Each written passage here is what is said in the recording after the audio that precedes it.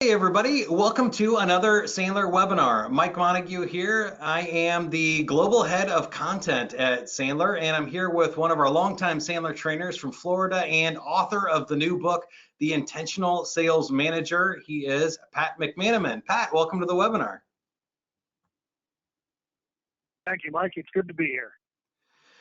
And we got a lot to cover today, so we'll give everybody a few minutes to jump on and catch those latecomers and tell you a little bit about Sandler. If you're not familiar with Sandler, we're the world's largest sales training company, over 250 locations, 31 countries, 17 different languages. We train over 500,000 hours of sales training every year, and that makes us global experts in leadership, sales management, sales, customer care, and client success. We collect all of the best practices from around the world. We've been doing it for over 50 years to kind of curate and select all those best nuggets for sales managers in this webinar, but also for salespeople. And so I'm really excited to share with you some of our brand new information because Pat's book just came out last month, and we're going to share a lot of takeaways, 6 top tips for sales leaders today and what you can do about it.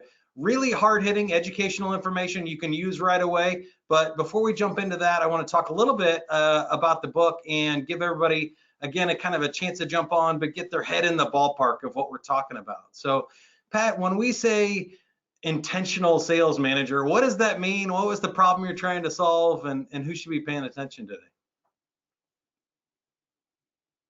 Thanks, Mike. Yeah, I'm really excited to talk about the book. It's been quite a long time in the process, and we had to put the right touches on, but I'm really happy about the finished product.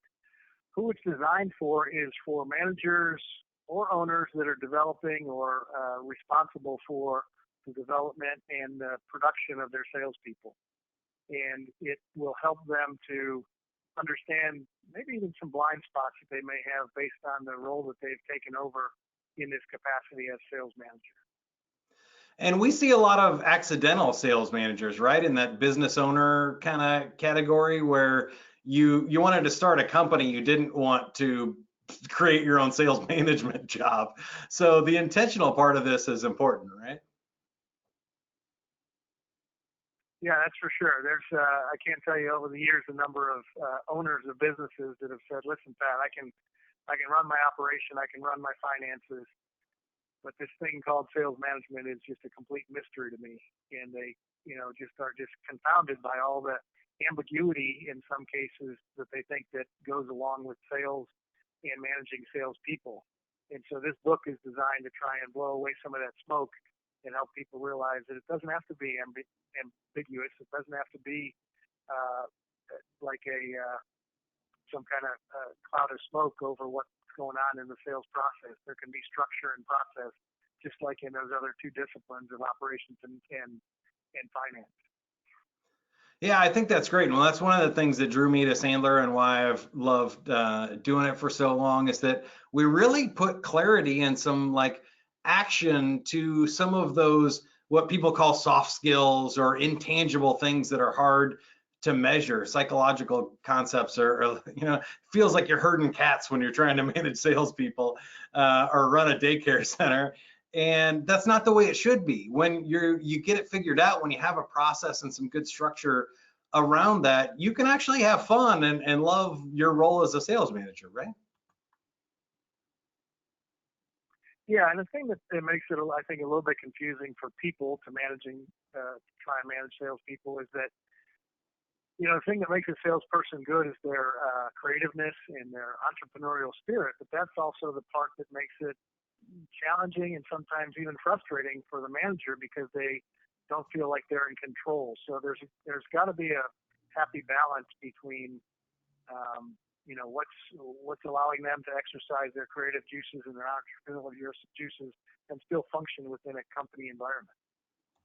I like that. And one more thing before we get started for everybody, we have a special offer for you today for the webinar. If you go to sandler.com/intentional offer, you get a combo. The brand new book by Pat McManamon, The Intentional Sales Manager, and Leading the Next Generation, an online course by yours truly. I also had some help on that one, and that's talking about how to manage millennials and Gen Zers and lots of really cool information. So we know that there are no magic answers. That was a Sandler rule from David Sandler himself over 25 years ago. We can't magically tell you anything today in a 30-minute webinar that's going to fix the rest of your sales management career, but we can give you some great awareness and some knowledge about some things that you could do differently, and then you can take the ball and run with it from here. So a couple of baby steps, and the way to do that is to buy the book. It's available on Amazon and shop.sandler.com, or if you want that combo, go to sandler.com/intentional offer, and that link will be on the screen here throughout the webinar today. But just take baby steps to get a little bit deeper into this and find some things that you can start executing on your own. And then, of course, if you need hands-on help or you want to talk to one of our coaches, we have over 250 locations. There's one near you, and you can just go to sandler.com, click on find a training location, or talk to your Sandler trainer about the new book or about sales management solutions, and we'll get you the help that you need to take it from here.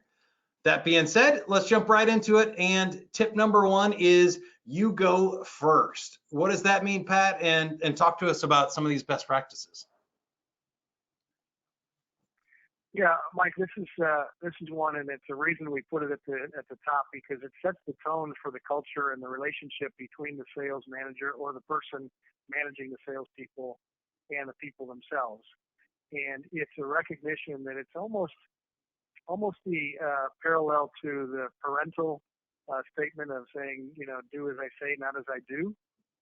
In the business world, the manager has to recognize that their people are looking very closely a lot at what they do. And so things like, minor examples, but things like being on time, or completing a deadline in a timely fashion, or having an internal report done in a professional manner, that's something that your people will look at. So if the manager takes a lackadaisical approach because they feel that they have reached the point where they don't have to follow the rules anymore, they can't get frustrated, even though they do, that their people are also going to start doing that same thing, because they're taking their lead from that example. So the part about going first, if you want your people to be trying to reach to the next level and to grow, then it's going to start with you by setting the example with setting goals for yourself as a manager. What are the goals that you have? Not that you have arrived and now you're just able to judge people as to whether or not their goals are sufficient or they are doing what they need to be doing relative to their goals. What are the personal goals of the manager or the owner in trying to grow themselves professionally? And that will have a lot of updraft in how the culture picks up with that same thought process and moving forward. So being a continuous learner is another piece of it. The challenge that we see is too oftentimes we see managers feel like now that they are at that level, they don't either have the time or they don't have the desire to continually learn. But yet, being one of the attributes of a good manager, an effective manager, is being a resource. And part of being a resource is knowing what resources are out there in the marketplace. And so continually learning that, taking classes, listening to podcasts, listening to webinars, reading business books are all things that will help the manager be more effective in being a resource to their people. And so that ties right into leading by example, and being vulnerable, and in some cases transparent. It builds trust with your people. It helps them realize that, well, wait a minute, if they're doing it and they're at the level above me, then it's true that I need to do that. And then the last piece that ties into that going first piece is recognizing that sometimes when we're feeling like we're not hitting on all cylinders, it's an internal defense mechanism. We may lash out at our people and start finding fault and blame in them. And that's the part about the self-deception. It's a manager's go-to, an ineffective manager, I must say, but unfortunately it's a manager's go-to that sometimes when they don't feel like they are doing what they need to do as a professional, they might feel inclined to try and pick on other people that report to them as far as their shortcomings, just as a way to try and make them elevate themselves in the process. So that self-deception is kind of a tricky or a covert thing that can be pretty devastating in a relationship between two human beings, in this case, between a sales manager and their salespeople. Yeah, I find that one to be huge. And really, they all kind of to fall into that with this you go first thing. That self-deception to me is just like a delusion, a misconception, or something that's counterintuitive to you that when you're trying to press harder, you're actually getting the opposite result of what's intended, right? And so that could be anything. Where I had a boss that Yeah. used to think like anytime somebody left early or took a personal phone call, they were stealing from him because he was paying for your time from 9 to 5. And if you left at 4:55, you just stole 5 minutes from him. And then he would go play golf on Friday and leave at 2 o'clock or something. And we're all like, oh, we're all chained here, but apparently you can steal from yourself. We just can't, do that or do something from ourselves without taking PTO. And that trust thing, and even being a learner and stuff, it's like, oh, I expect you guys to read and be the best in the business, but I'm not going to read and study or get better at my job. That just doesn't Right. work. And the more you try to push that, the more people push back on you, right? Yeah, without that level of trust and even vulnerability from the manager's perspective, I think it causes the team, the staff, to kind of seek out their own imperfections in their boss and even Mm-hmm. exaggerate those things just as a way to try and level the playing field, because it always feels like it's coming down at them. And so I think it's natural, a human condition that would cause us to push back and start saying, well, listen, I'm finding some things that say that you're just not as perfect as you'd like us to believe as well, right? Yeah, it's triggering defense mechanisms instead of like an encouraging environment that's encouraging people to take risks and to grow and try new things. So we'll jump on to the next one. But I was also thinking about that trust platform that I had a boss one time that was really worried about theft. And if you're always trying to stop people from stealing in like a retail situation or something, what you're not doing is trusting your employees. So they're like, oh, well, I guess everybody else is stealing because they're so worried about theft that maybe I should too, right? And you're triggering the opposite of the trust that you want in your employees. It's so crazy. I see that with salespeople a lot because you want to trust them to make the discounts, but you also need to trust them to hold profit margins and do what's right for the company, right? Yeah, on that note, a little bit of an anecdote, but I had a conversation with a salesperson one time that was really pushing back on the fact that his sales manager, which was also the owner of the business, was really kind of being what he felt to be micromanagement about, where he was every day. And so he was pushing back on the fact that each week he had to do a recap of his activity. So I don't know where the concept came from, but I just said, let me ask you something. Do you have a car? And he said, yeah. I said, what would you feel if you lent somebody your car and assumed that they were bringing it back the next day, even though it wasn't stated, but that car didn't come back for weeks at a time? How would you be feeling? I'd be pretty upset. I'd be wondering where my car was, if it was stolen, etc. I said, so think about that in the analogy for a manager or an owner. When they've got an asset out there that they're paying you a base salary, plus there's resources associated, then you've got a car allowance and everything else.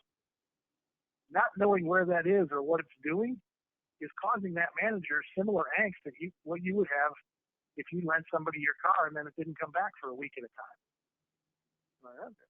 So I'm not sure that it ultimately had the effect I was looking for, but in that moment, the salesperson got it. No, I think that's a great analogy, and it takes us to point number two here, which is you have to understand your people and that asset. That if they had just had that conversation about why these reports are important and why entering data in the CRM is meaningful and how that's going to help them, keep their job, then that's different than operating in the dark. So you want to talk about understanding your people and where they are? Yeah, it starts from the premise that, and this may rock some people's world, but believe it or not, our salespeople are not necessarily working to make the business more successful, or even the owner of the company more successful or wealthier. They've got their own drivers. They've got their own reasons for wanting to be successful. And the role of the manager is to tap into that and help them exploit that to their advantage, to the salesperson's advantage, by helping them realize why they need to do the things they do, even the stuff that may not be the most coveted activity in a sales capacity. So being able to establish that trust and be able to get them to connect their personal goals and aspirations with what activities need to be done on the professional level in order to achieve those is where the real traction and the connection between the manager and their salespeople starts to make a link. Yeah, and I forgot to mention that And people then can also type their recognizing, questions in the chat area. So if you have any questions, go ahead and chime in. But I just saw a good one come in, and I was going to ask you about this anyway. I think a lot of sales managers try and do this in a group, but this is definitely an individual one. So as I look at like their goals, but also their communication styles, you can't do this in a sales team meeting. Like, hey, everybody, tell me what's important, most important in your life right now, and stuff, because people don't like to do that. So this is very much a one-on-one thing, and not something with goals and accountability that you can do en masse, right? yeah, that's actually a very good question. I'm glad it was raised, because many times managers will think that they're being more effective or efficient by doing this type of thing in mass. First of all, when you start getting into people's goals and aspirations, they may be very private. If the right level of trust is there, they will share that one-on-one with their manager, but they may not be willing to share that in a group setting. And so that's something that has to be done, even though it takes time. It's a worthwhile investment of your time to sit with your people and make sure you understand what is driving them, and what are their hot buttons that cause them to really want to get up and attack the day.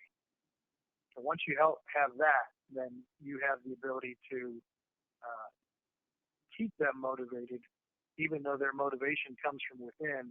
Your job as their manager is to help bring that out, because there's trials and tribulations associated with sales. There's downsides and upsides. There's challenges and roadblocks. And sometimes when those all pile up together, that's where an individual might start feeling less than, and that's where the manager needs to step in based on the level of trust and their understanding of goals, and help them to realize what it's all for.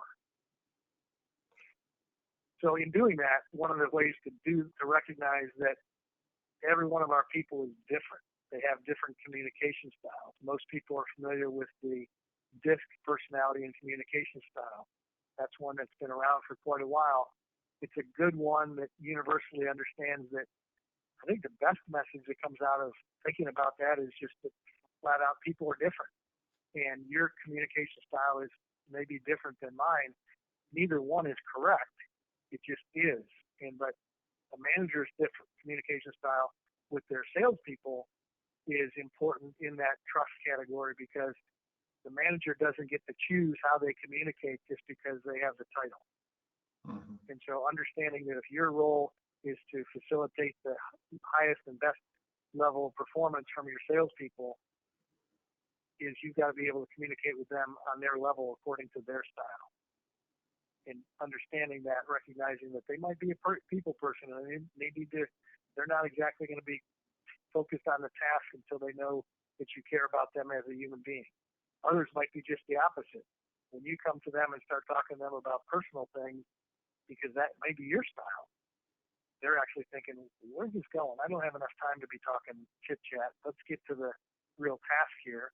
And once you identify that and are able to communicate with them according to that style, the connection is enhanced considerably. And working off the understanding their goals based on a level of trust, and communicating with them according to their style, that's what inspires and inspires their growth and encourages them to continue to push through those roadblocks and challenges and setbacks that happen in sales sometimes.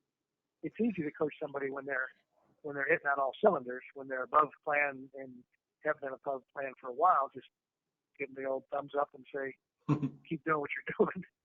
But in reality, even those folks, you're doing them a disservice if you just let them go, because they've probably got another 30 or 40% in them if you're able to tap into that. And that's the role as the managers, to identify that and help them to identify what else they can be working on. I love those. They're, two good points for me. I think I see a lot of first-time managers expect to, because they have the authority or because it's their time, that their team goes, okay, well, I want everybody to call me, no emails, because I like phone and I don't like emails, and we're going to make everybody work the way I want to work as the manager. And we know that that's just not getting the best performance out of your people. You're going to make some people uncomfortable because not everybody likes to do it the way you do it. And then the second thing you said there about encouraging people on different levels too is, we've all noticed that some people have a higher need for approval, and we call them strokes, compliments. They need a little bit more attention than others. So some people, like you said, that one good attaboy, great job on the close, will keep them going for a year. And other people, it's like they need daily reminders that to keep going and that they're doing a good job in order to stay happy and motivated. And it's so difficult to tell until you really get to know your team. So I love that. And let's move on to number 3 here. Facilitate the discovery of why. And I think this is going deeper on all those things we were just talking about, right? Yeah, understanding that the way that the brain works is that the why is the compelling part of what keeps us to create new habits that might be out of our comfort zone. Business structure, management style typically is talking about the how and the what. And until we have untapped the why, we're not able to get to the how and the what piece of it. The more expedient feeling is that, well, let's just get to the how and the what, and they understand why. It's a given as to why it's important. But in reality, everybody's why is different. And so getting into that why turns into also the personal goals and aspirations, but being able to appropriately leverage that personal why, and that way that bullet point actually may be a little misleading. It's not the team's why, it's the individuals of the team. So I think that's the collective team's why, but each individual has a different why as to what makes them tick, what makes them get out of bed in the morning and attack the day. So helping understand that why helps fuel their motivation. And once that motivation is fueled, then you continually work on the progress that they're making. And those two things together will then help to identify the behavior, or what we call within Sandler the behaviors, that will link the success formula to the individual activities that will get them there. So again, some managers make the mistake by trying to be more expedient in looking to just take the shortcut and say, here's what we all need to do, break, let's go. And in reality, we got to understand that some of these things that we're asking our people to do might be out of their comfort zone. It might be something that they're not familiar with doing, so they don't have the skill. It might be something they literally don't understand the importance of why doing that is going to get them there. So you have to help them make that link in order to understand what that behavior is, what it's going to be the ultimate outcome. If they feel like they're just putting bricks in the wall just because that's their job, eventually that they tire of that versus understanding that they're building a building or building at least the side of a building.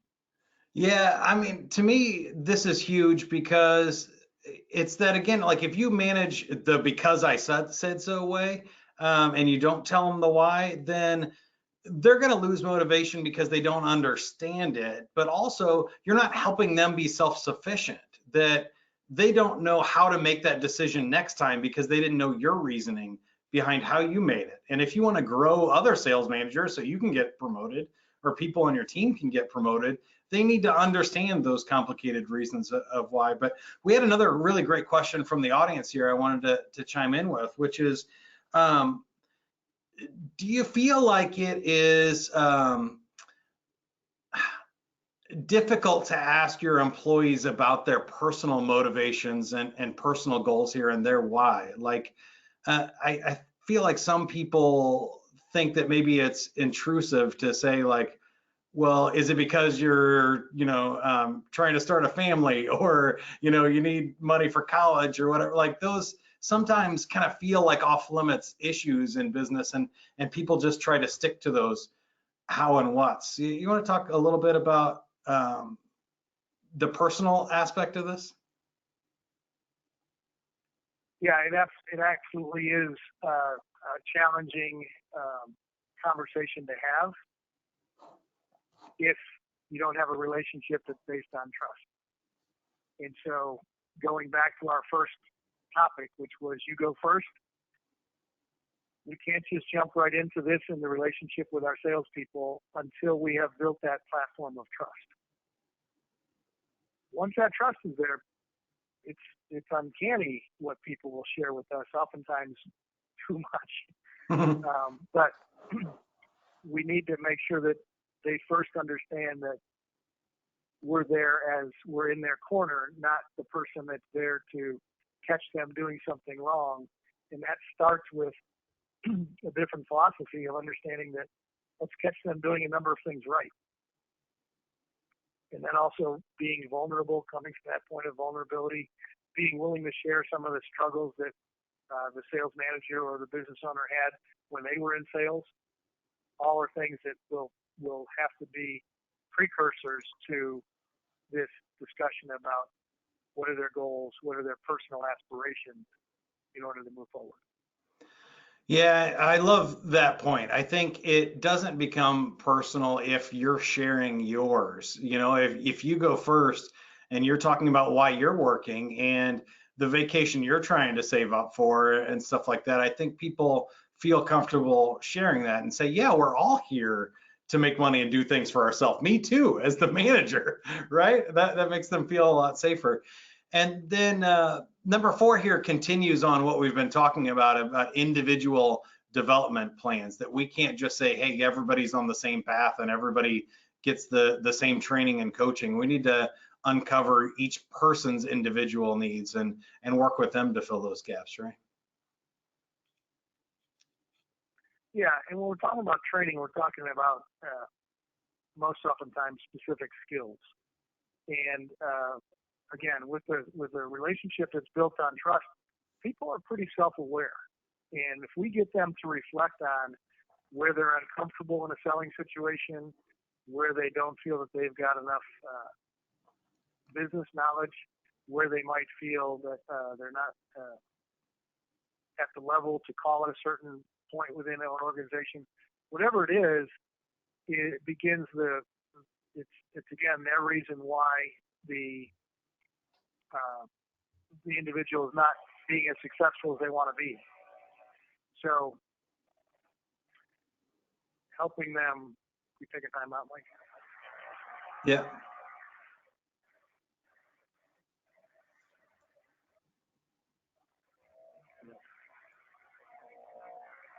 That's all right. Do you think they'll be long, or should we stop the recording and move along? No, they'll just be back there for like 2 minutes. All right, good. I think we're okay. I don't know if you could hear it, but I couldn't hear myself speak. It did start coming through right after you said hang on, so I think you caught it early. Do you know where you were on that? Can you pick up where you left off? Yeah, I can actually ask them to go away for, what do we got, about 10 minutes left? I think it's okay. And yeah, we're about 10 minutes or so. But I don't hear anything now. Yeah, see, they're going to come back, I think. Yeah, they're coming back now. All right.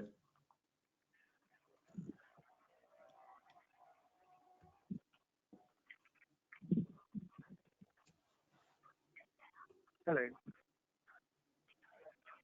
Stacy, can you do me a big favor?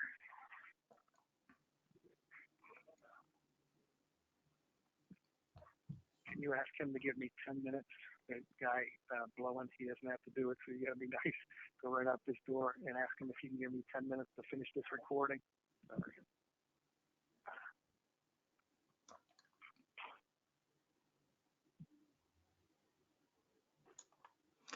Do you think we're gonna Sorry have? about that. That's all right. Do you think we're gonna have time, or should I delete number 6 here real quick?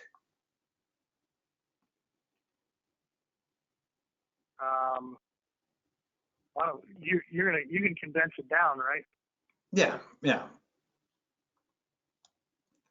Yeah, I so mean, we can't I edit can for just go through it, content. and then you can cut out.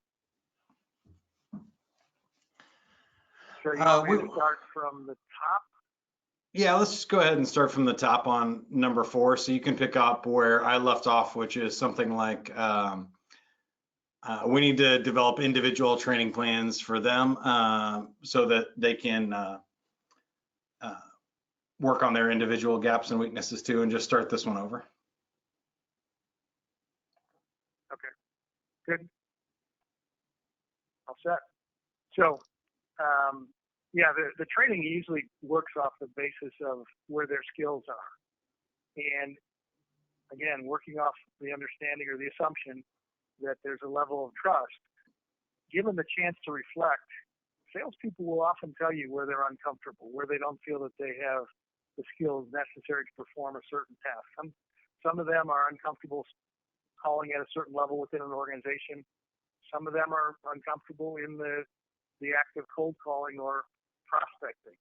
Others are uncomfortable when it comes to talking about money. So being able to get them to admit that first, as opposed to us having to point that out, is key. If we can't, we can, by the series of questions, we can help them to self-discover that shortfall. But once that shortfall is recognized, we now have a much more receptive environment for them to be open to any form of training plan. That training plan then allows to go into what we're going to talk about later, which is accountability. But again, it's understanding why they're doing it and what they're looking to do it for their reason. So the training plan also needs to recognize that from the individual's perspective, how they're going to benefit, what's the growth initiative for them, and how it's going to alleviate some of the struggles that they're currently having. And so once it's put in place, the manager's role is to just monitor the progress. And one of the key things I want to make sure that everybody recognizes is that part of monitoring that progress is make sure that you give as much praise and accolades when there's wins and there's growth that's been made. The monitoring the progress is not just to show where there's still room for improvement. So again, the accolades and praise comes at a very good investment in order for have the other feedback to be received in the right manner. Yeah, I love that. And I think from Hamish Knox's book, Sales Accountability, the Sandler Way, which is where we're going next, he talks about the consequence ladder up and down, that just because you hit your goals once doesn't mean you get a promotion. And just because you missed it once doesn't mean you get fired, that you need to be monitoring up and down and rewarding or punishing appropriately, right? And that has to do with creating this culture of accountability where we can all admit what our metrics and frequency were, and we weren't, whether we missed it or not, without worrying about, am I fired? Or, do I get a raise because I did it one time, right? Yeah. Yeah, a lot of times the accountability reference gets a bad name. It's got the elements of micromanagement is often thrown in conjunction with accountability. It's got to be looked at from a different prism. Again, how we get to this point of accountability is the manager or the owner's role in helping facilitate the individual's success and then agreeing on what those metrics are that will help them get there, and being able to agree collectively, not just from the top down, but collectively what those elements of success translate to will help to make sure that when you do start to visit them with some form of frequency, it's not it's not a gotcha game. It's a where are you versus the goal, and why did you fall short? What resources do you need from me in order to get back on track? So back to our original conversation on you going first, being able to share that you are held accountable to certain standards. You hold yourself to certain standards. You have certain activities that you measure and monitor in order to be the most you can be, goes a long way in your conversation with your salespeople. So in doing this, again, the pace of business, oftentimes managers say, well, I just don't have time to hold my people accountable. I don't have time to really sit with them. You really don't have time not to be honest with you. And the best way to ensure that it happens is establish a regular cadence of when this activity happens, and just live by that as if it's critically important to the success of your business, because it is. It Yeah. allows the last element, when you have an agreed upon set of metrics that were co-created instead of imposed, then you've got a environment of accepting of responsibility instead of excuse making and self-deception, where people start blaming the rest of the organization, blaming the marketplace, blaming whatever. And when that happens, unfortunately, there's zero room for growth when people are in excuse-making mode, because they have justified in their mind that it's some other cause unrelated to them. Yeah, I was working with another company. It was really interesting to see how in their sales meeting, who was externalizing their reasons for missing the mark for the quarter, and which ones were taking responsibility. And I think when you set these out, then it's really easy to hear other people's excuses. We have a Sandler rule: if your foot hurts, you're probably standing on your own toe. And the people that were succeeding and were the top sellers in this company said things like, I didn't get to the decision maker, I messed up, and the competitor got their foot in the door first because I didn't go for a demo when I should have, and things like that, where they were taking responsibility. And the people that had missed their numbers were saying things like, the market wasn't quite right, our marketing message was off, people aren't buying this. And you're like, well, weren't they just buying that from these other guys? Because they hit their numbers, and interesting to hear their own self-deception and their own, in externalization of those excuses. But I also love what you said about the cadence, because I feel like if you get called into the principal's office only when you did something bad, you start to dread those meetings with your manager. But if they're on the calendar every 2 weeks and it's your 2-week check-in call, you don't dread that. Sometimes you look forward to it. Great, I can't wait to, check in with the manager and ask him this question. I've been trying to get a hold of him, kind of thing. And it can really take a lot of the pressure off of these calls. So that's great. And speaking of those meetings, we got number 6. Yeah, go ahead and chime in. But in those meetings, we got to talk about how you coach to those skills. Yeah. In the book, it talks about the different characters that come in to meet the manager when he first realizes that he is trying to do it on a mass scale, and that's not the effective way to do it. And the reaction of each of the salespeople as to when they're being called into the principal's office. Some were optimistic and embracing it. We'll call them the psychological winners. And then the others that were dreading it, and they were going behind the scenes to try and figure out what it was all about and all that. We'll call those the psychological losers, because they're always looking at the glass half empty approach and realizing that, or they're believing that the manager is out to get them. And so the manager's got to own that first. And in the book, our fictional character, Tom, eventually comes around to realize that it starts with him. So let's talk about coaching and the skills needed related to that. Yeah. One of the things that I want to point out is that coaching is a structured conversation. It's not one that managers will often try and do on the fly. We'll call it hallway coaching. Hallway coaching typically sounds like and looks like the manager saying, so how did it go?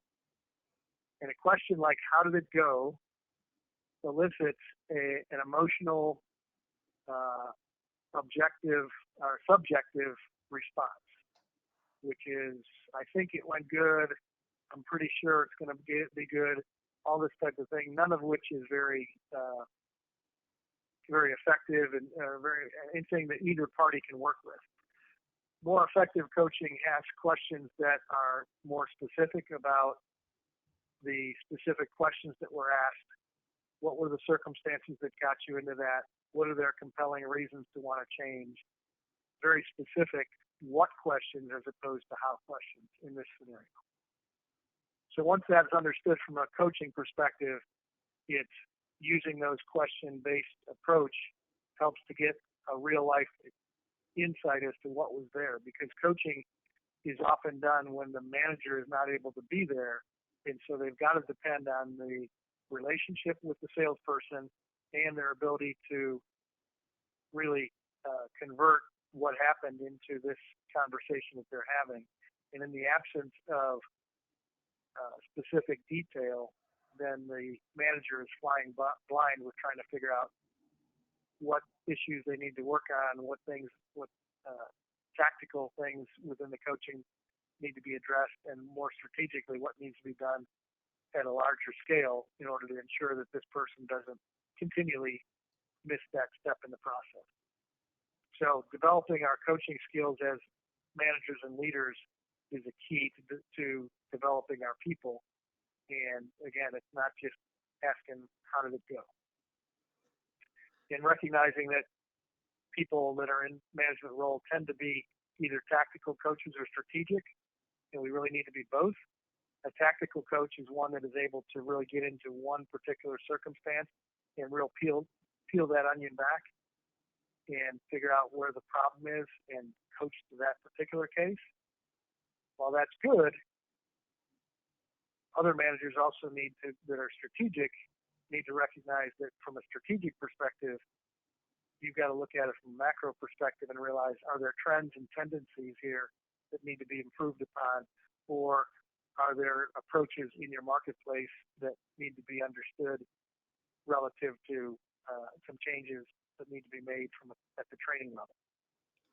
Yeah, I love that. And I like the framework of Sandler's success triangles, right? That attitude, behavior, and technique. When you're having these conversations, we got to make sure they understand that their attitude's in the right place. They're doing it for the right reasons, that even that strategic, thinking, that they're thinking in the right way. Behavior is, are they doing the things that they know they're supposed to be doing and doing the right thing at the right time? And then that skills and technique practices, maybe they just don't know how to do it. Maybe they would have loved to have brought up the budget earlier, but they didn't really know what to say, or they didn't know how to get the client into a demo without, upsetting the process or something. And there's something tactical or strategic there in what they were doing. Are different types of conversations, but you have to look holistically, the salesperson on your team, because any one of those can trip somebody up and really stop them from being successful. I had a couple of questions from the audience, but this was our last tip. Any final thoughts here on tying all of these together, or things that are in the book maybe that we skipped over and you wanted to hit? Just a closing remark on the coaching piece is just tactical coaching would be more of the role play that oftentimes managers will want to do, and then strategic coaching would be depicted more in looking at those overall trends that they see in their people and helping them recognize the importance of calling at a certain level, or why it's important to follow a certain sequence in the sales process, a template, if you will. That would be more of the strategic level approach to it, as opposed to the tactical, let's look at one particular situation and dive deep into that. So just recognizing that there needs to be a balance between the two is key. That's awesome. I'm going to try and combine a whole bunch of questions from the audience into one really good one here in a second. But I wanted to remind everybody, if you want to learn more about Sandler or about sales management, you can get the book and the companion video course at sandler.com/intentional offer. And if you go to that landing page, you'll see an offer to get the combo together for a little bit cheaper than you can buy them separately. So you can find the book on Amazon or shop.sandler.com. It's available in a Kindle format.